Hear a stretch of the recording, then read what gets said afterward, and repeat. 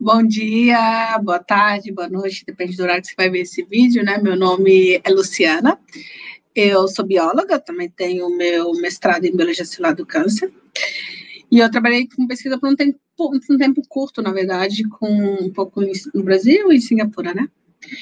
E atualmente eu sou professora, eu dou aula em uma escola internacional em Singapura, que fica na Ásia, né? Então, eu decidi fazer esse vídeo porque com a pandemia que nós estamos vivendo atualmente, eu queria tentar explicar de uma maneira simples algumas questões polêmicas das vacinas que estão disponíveis, né, agora, né? Isso. Quando eu estava trabalhando com câncer, né, eu pude entender, assim, várias coisas sobre o tratamento da doença e tudo, mas algo muito importante que eu entendi naquela época, que não só o tratamento é importante, mas a prevenção é crucial e pode prevenir de você ter uma doença tão grave como o câncer, né? E quando você pensa em todas as doenças no geral, né, uma das formas de prevenção maior que a gente tem são as vacinas, né? Eu preparei alguns slides agora, e aí eu queria compartilhar eles aqui, só um pouquinho aqui. Tá? Então, agora, o primeiro slide que eu preparei, ele mostra dados do Canadá, na verdade, e em azul aqui são mais ou menos os casos anualmente que tinha 5 anos antes da descoberta da vacina daquela doença no Canadá, né? E em amarelo vão ser os casos atualmente, como você tem. E aí, por exemplo, se a gente olha para o sarampo, que é esse primeiro aqui, anteriormente a gente tinha por volta de 53.584, né? Anualmente, né? Naquela época. E aí, depois que a vacina foi desenvolvida, atualmente, anualmente, a gente tem 292 casos, né? Que é uma redução de mais de 99% dos casos de sarampo, né? E aí você vê, por exemplo, a rubéola, que é um outro exemplo também. Anteriormente eram 14 mil, quase 15 mil, digamos, né?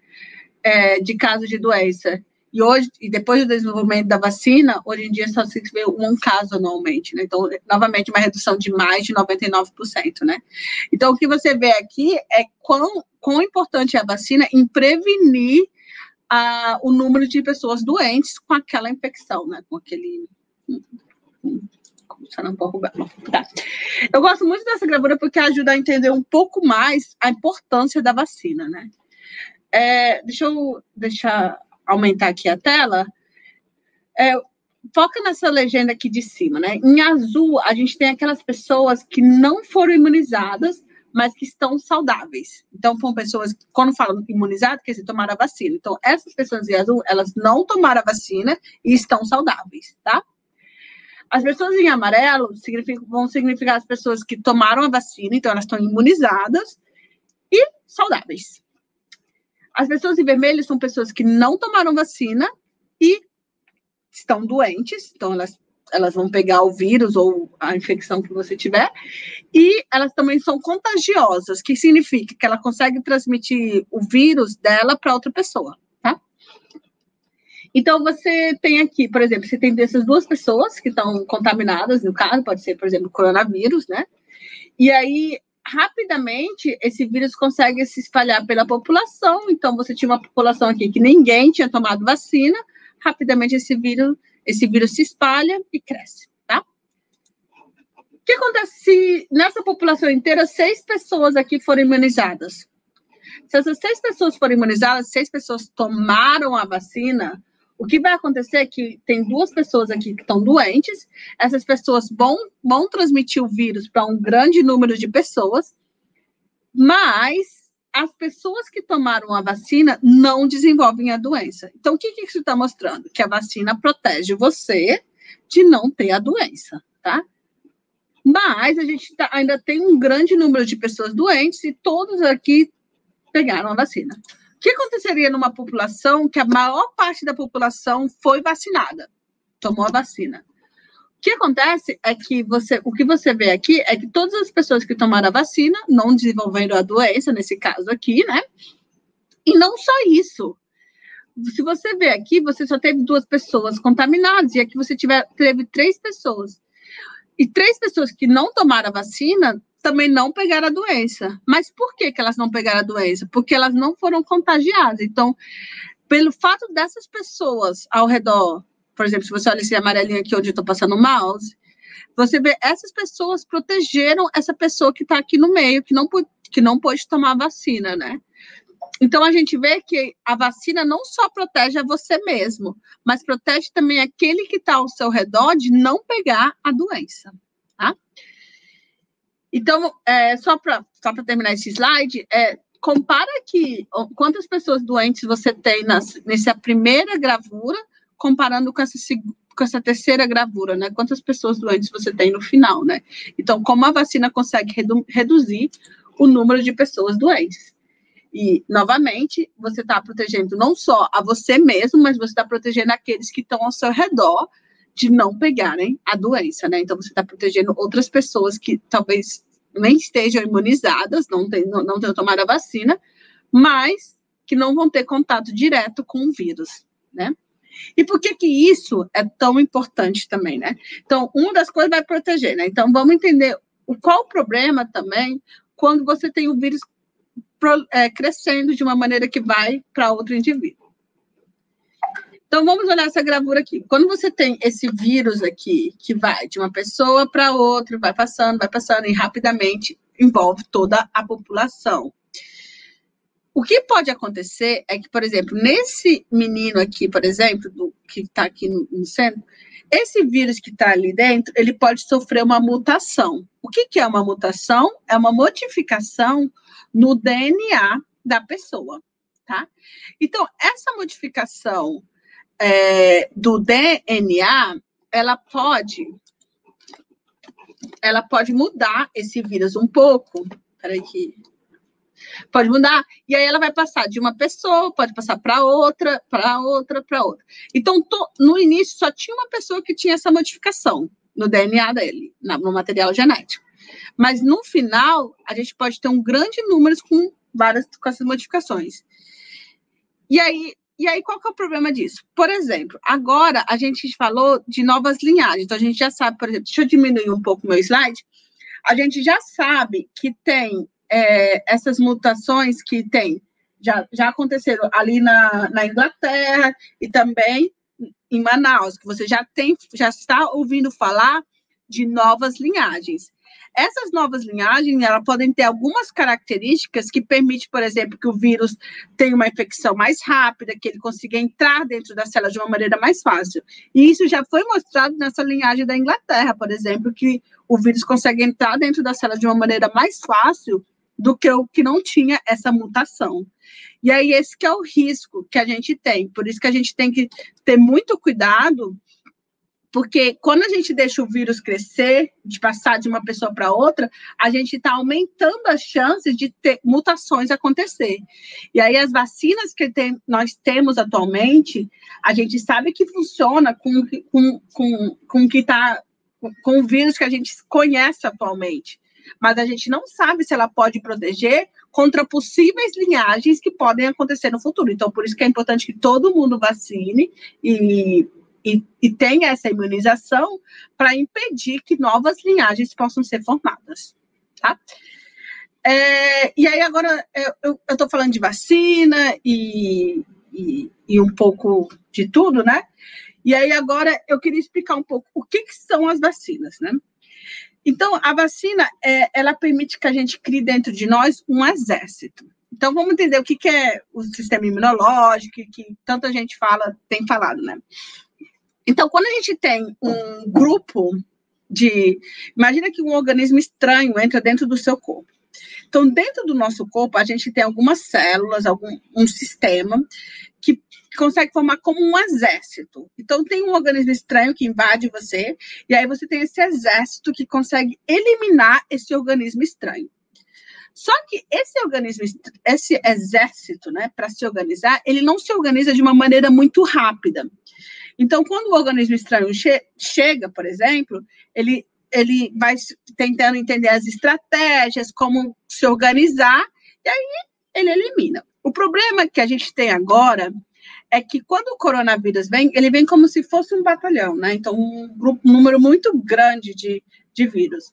E aí, quando ele chega, o nosso exército, ele não tem tempo suficiente para se preparar e articular para matar o vírus que está chegando. O que acontece? Se a gente tomar a vacina, a gente está preparando esse exército para, caso uma possível infecção aconteça, o nosso exército está preparado. Então, o que acontece? Se a gente toma vacina, o que vai crescer muito rápido não vai ser o vírus agora, vai ser o nosso exército. E aí, como o nosso exército agora está preparado e consegue crescer de uma maneira muito rápida, a gente tem muito mais chance de conseguir eliminar o vírus e não desenvolver a doença, né? Principalmente em casos mais graves, né, da doença. Deixa eu voltar aqui para os meus slides. Tá? Então, aqui, como que a vacina vai agir na pessoa? A gente tem a vacina que vai estar atuando aqui dentro da circulação sanguínea. Essa vacina vai fazer vai ativar o nosso sistema imunológico, que é o nosso exército. Esse exército vai tentar eliminar o vírus invasor, né? E vai grudar ali, vai marcar, esse vírus tem que morrer e vai ser eliminado, e aí não vai ter o desenvolvimento da doença, tá? A gente tem diversos tipos, né, de vacina hoje em dia. A gente tem a do vírus inativado, que é a primeira que eu vou falar, mas a gente também tem a vacina de DNA e a RNA para o coronavírus, né? Então, eu vou explicar primeiro a Coronavac, que foi uma das primeiras a ser liberadas aí no Brasil, e ela basicamente é feita de vírus inativado. Como que isso funciona, tá? Basicamente, você tem um vírus ativo e eles matam esse vírus ativo com produtos químicos ou com calor. Uma temperatura, coloca o vírus em temperaturas bem altas e com isso você consegue matar o vírus, né? Se você olhar para esse vírus inativado, o que você observa é que a estrutura dele fora é a mesma do vírus ativo. A única diferença é que ele está morto. Por ele estar morto, ele não consegue fazer a infecção da doença, ele não consegue desenvolver Covid, então, pessoa que tem o vírus inativado. Esse vírus inativado é colocado dentro da pessoa, e aí, quando está ali dentro, isso vai ativar o nosso sistema imunológico, o nosso sistema de defesa, que é o nosso exército. O nosso exército vai criar esses soldadinhos, que a gente chama de anticorpos. Esses anticorpos vão matar, vão marcar todos esse corpo estranho que está ali dentro do nosso corpo, e aí ali tudo, eles vão ativar esse sistema imunológico, em poucas palavras, vai tentar matar o vírus, né, que chegou ali, né, a vacina que chegou ali, e aí, além de matar destruir essa vacina, ela cria células de memória. O que é isso? São células que são capazes de saber como todo o sistema imunológico tem que se articular caso o verdadeiro vírus entre ali. E aí, por que esse sistema consegue reconhecer? Porque a estrutura ali de fora é a mesma. Então, no momento que o vírus ativo chega, por exemplo, se a pessoa tem uma infecção depois que toma a vacina, a gente já tem todo o sistema imunológico preparado. Então, o nosso exército está preparado para eliminar esse vírus. Tá? Aqui foram os dados de Butantan, que foram fantásticos. Só para lembrar que esses dados foram feitos com grupos que estavam em alto risco de contrair a doença, porque eram pessoas que estavam na linha de frente, e mesmo assim você teve uma redução de a gente teve 50,38% das pessoas não desenvolveram qualquer sintoma de Covid, 78% não precisou de assistência médica, né? Então foram casos bem leves, e 100% não teve desenvolvimento de casos graves ou moderados, ou seja, essas pessoas não precisaram de ventilador, essas pessoas não morreram. Então, o que quer dizer que realmente a vacina protege as pessoas, né? Então, se a gente decide tomar a vacina, a gente está protegendo para não desenvolver os sintomas mais graves da doença, tá? Para entender as próximas vacinas, a gente tem que entender um pouquinho mais de biologia celular. Então, a gente tem que entender um pouco de DNA, de RNA e proteína, tá? Então, a primeira coisa, o DNA. O que é o DNA? O DNA seria como um livro. esse livro, ele tem toda a informação das características nossas. Então, ele é responsável por todas as nossas características, tá? O que é proteína? Que é esse final aqui, ok? A proteína, ela seria toda a nossa estrutura. Então, imagina que fosse uma casa. Essa casa tem todos os tijolos ali. E aí, todos esses tijolos formam essa casa. A proteína seria cada um desses tijolos. E não só esses tijolos, mas você imagina que, como se fosse uma indústria, você tem todos os funcionários ali que estão circulando, desenvolvendo todas as funções. As proteínas também estão ali com várias funções dentro do nosso corpo. Então, para formar uma proteína, a informação está ali no DNA. E aí a gente tem um personagem que é intermediário, que a gente chama de RNA, que seria como uma leitura, seria como uma mensagem. Quando você lê esse livro do DNA, esse livro de receita, você tem o DNA, que é o RNA, que seria um processamento dessa informação, e aí a leitura do RNA vai gerar proteína. E aí o que a gente tem aqui é o DNA, o processo de transcrição, que é essa leitura, vira RNA. O RNA tem uma leitura dele, e aí a gente tem um problema de tradução, que a gente fala em biologia, e aí forma a proteína. Tá? Tudo isso acontece dentro da célula. O que são células? Todos nós somos formados dessa unidade básica da vida, que a gente chama de células, são só a unidade básica da vida que cada um de nós somos formados. E aí, as células, ela tem 3 partes, né? Tem a membrana plasmática, que é essa parte de fora, que só está delimitando o formato da célula. Aí você também tem aqui dentro o núcleo, que é essa parte central aqui, e tem o citoplasma, que fica entre o núcleo e a membrana plasmática. O DNA, fica dentro do núcleo, tá? Então, a leitura do DNA acontece dentro do núcleo. Depois que o RNA é formado, ele vai para fora da célula, para fora do núcleo. Quando ele vai aqui para fora do núcleo, você tem o processo de leitura de novo, aqui a tradução, e aí esse RNA, você tem a formação da proteína. Então, a formação do RNA acontece dentro do núcleo e a formação da proteína acontece no citoplasma, tá? As próximas vacinas que eu vou falar são de DNA e de RNA. Então, as 4 vacinas, na verdade, que eu vou falar, elas foram feitas baseadas em somente uma proteína. Então, é um gene, é uma parte do DNA que vai gerar uma proteína que a gente chama assim, spike protein. Essa proteína fica localizada na parte de fora, da estrutura de fora do coronavírus, tá? E aí ela é super importante para o processo de infecção do vírus dentro da célula. Então, vamos entender primeiro a vacina de DNA. A vacina de DNA, ela fica localizada dentro de um plasmídio, que é só um anel de DNA. Esse plasmídio, ele vai entrar dentro da célula e aí ele vai lá para dentro do núcleo. Lá dentro do núcleo vai acontecer a transcrição, a leitura desse DNA, que vai virar RNA. E aí esse RNA vai ali para fora, para o citoplasma, e aí ali você vai ter a transcrição, que você vai ter essa leitura do RNA e você vai formar essas proteínas virais. Essas proteínas virais vão ser expostas e vão ativar o nosso sistema imunológico. E aí o nosso sistema imunológico, o nosso exército, vai ser ativado, que aí consegue eliminar esse organismo estranho, nesse caso, que é a vacina, né? E uma coisa importante de falar, antes de eu passar para a próxima vacina do DNA, é que esse DNA aqui que está aqui, ele fica nesse plasmídio e ele não incorpora no nosso genoma, no nosso DNA.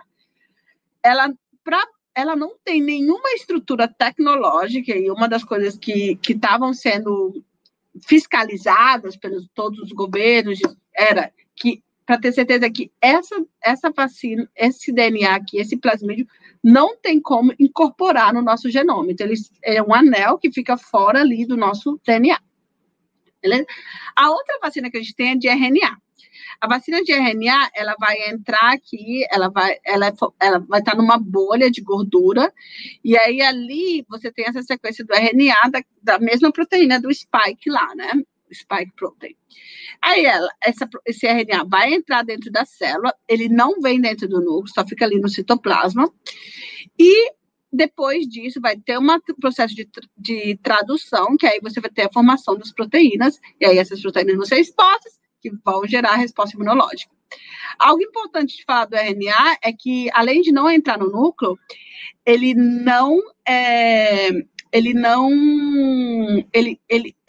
vive um tempo muito curto dentro da célula. Então, assim, em questões de dias, ele é destruído ali. Mas ele vive tempo suficiente para a produção das proteínas virais que vão gerar a nossa resposta imunológica. Então, é um tempo suficiente que vai gerar um exército para a gente poder estar protegido se caso um vírus ataque novamente, né? Um vírus ataque novamente não, mas que tem um ataque do coronavírus, né? E é isso. A vacina de DNA vão ter duas, né, que a gente vai estar falando, que é a vacina de Oxford e a vacina russa. A vacina de Oxford mostrou uma eficácia de 62% a 90%, né? Enquanto a vacina russa por volta de 92%. A grande vantagem delas é que você consegue conservar temperaturas normal de refrigerador, e isso, né? As vacinas de RNA mais famosas que a gente tem, as vacinas é a Moderna e a Pfizer, a eficácia delas é bem alta, 95%, mas o problema que a gente tem é que elas precisam de uma temperatura muito baixa, porque o RNA, ele é muito sensível e é muito fácil de degradar, né? Então, a gente precisa... A Moderna você consegue conservar a menos 20 graus e a Pfizer você tem que conservar a menos 70 graus Celsius. Tá? E é isso. Esses aqui foram um pouco dos artigos que eu usei. Eu ainda queria falar alguns pontos. Deixa eu diminuir aqui meu slide. Então, aqui, várias pessoas elas têm tido um pouco de medo com a rapidez que a vacina foi desenvolvida, né? No entanto, alguns fatos conseguem explicar isso. Primeiro, como nós sabemos, o coronavírus teve um impacto global significativo, mudou a vida de todos nós, né? E por que teve esse impacto tão significativo? Nunca se teve um investimento tão alto em pesquisa.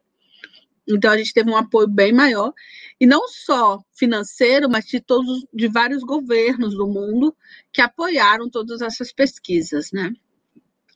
Então, teve esses dois fatores. Um outro fator que aconteceu é que vários artigos científicos que antigamente você tinha que pagar para ter acesso, todos os artigos científicos que eram relacionados com o coronavírus se tornaram grátis, o que facilitou uma circulação de informação muito grande entre toda a comunidade científica. E isso também ajudou a tudo isso, né? E um outro fator é que as vacinas foram produzidas com uma tecnologia que já era conhecida pela comunidade científica. Então, não é que foi assim, então que todas essas tecnologias já são usadas há muitos anos, né, pela comunidade. E a outra coisa que acho que é muito importante lembrar é que tem várias etapas, né, antes que uma vacina seja aprovada, né? E esse rigor científico para a aprovação de cada etapa continuou. Então, em todos os países no mundo, eles realmente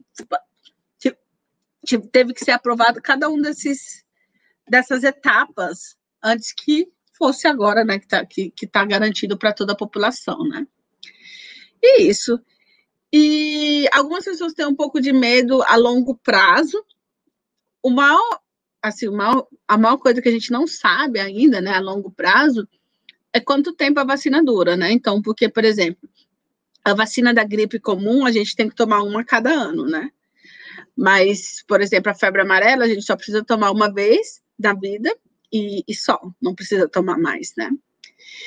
E isso, então, o que a gente precisa entender agora é só quanto tempo a imunização continua, entendeu? Quanto tempo que as nossas células de memórias vão lembrar como organizar o nosso exército, né? E isso. Aí, sobre as plataformas das vacinas, algumas pessoas falaram que não tinham sido usadas, e teve o caso da Moderna, a Pfizer, que não tinham sido usadas em humanas ainda, mas elas já tinham sido estudadas em vários outros modelos animais, e a eficiência dela tem sido mostrada fantástica. E a outra coisa é que o RNA, ele dura dentro da célula por um tempo muito curto, né? Então, assim, é curto o suficiente, talvez em questões de dias, ele é destruído lá dentro, então você não vai ter mais o RNA lá dentro. Mas você produziu as proteínas, você criou o seu exército, e isso que a gente está interessado, né? Nesse exército que consegue eliminar o vírus, né? Isso. Já a vacina da Oxford também, né?